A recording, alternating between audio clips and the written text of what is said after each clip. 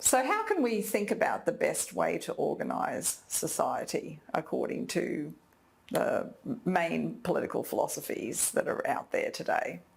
Okay, so the main political philosophies that are out there today, I think, are fundamentally some versions of thinking about markets as the fundamental sort of mechanism that can be used to organize a society, versus some way of thinking about distributive principles. And let me just perhaps say a word or two about how these go. So for example, two of the more influential philosophers of the late 20th century were John Rawls and Robert Nozick.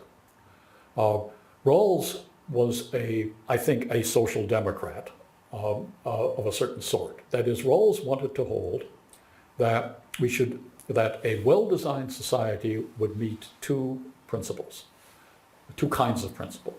One was what he called a principle of equal liberty. So there were certain fundamental liberties which he thought had to be available to everybody in a society if the society was going to be just or fair. He had a story about how justice and fairness connected.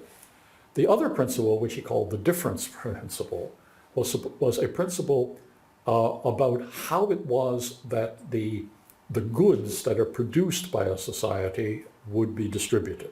So the thought was something like this, that there's a basic default position of equality, but you can have inequalities in a society provided the inequalities work out to the advantage of the worst off and satisfying the second worst off and so on.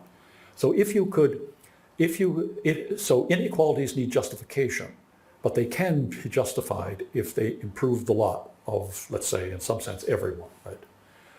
Certain kinds of things have to be equal. So you notice that in a picture like that, equality has a special role. It's a default, and inequality needs to be justified, but it can be justified by advantage to people, by what economists would call Pareto dominance. Okay.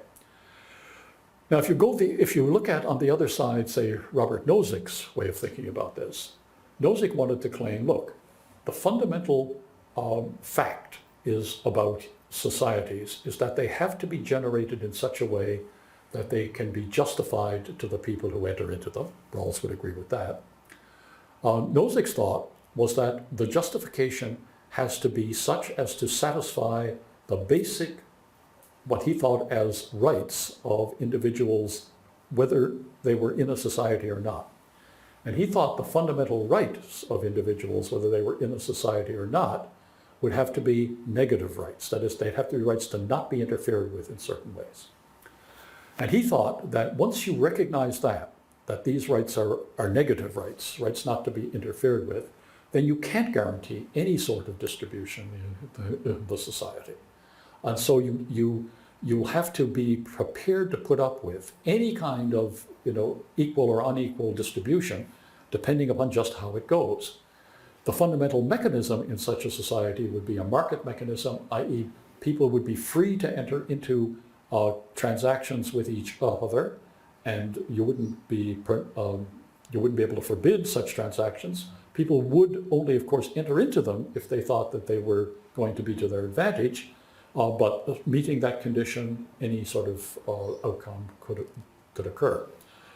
If you go Nozick's way, you're close to a certain kind of anarcho-capitalism, though Nozick thought, I think correctly, that you would have to generate some kind of state mechanism or something to control that market. If you go Rawls's way, then you're not a world away from the way that we mostly think about government now, right? That is, that its job is both to guarantee some basic liberties and to, by say taxation and so on, make sure that inequalities don't proliferate to the disadvantage of people who are disadvantaged by the way that the economy is running. Now then, of course, there are other political structures, but they're not in the mainstream right now.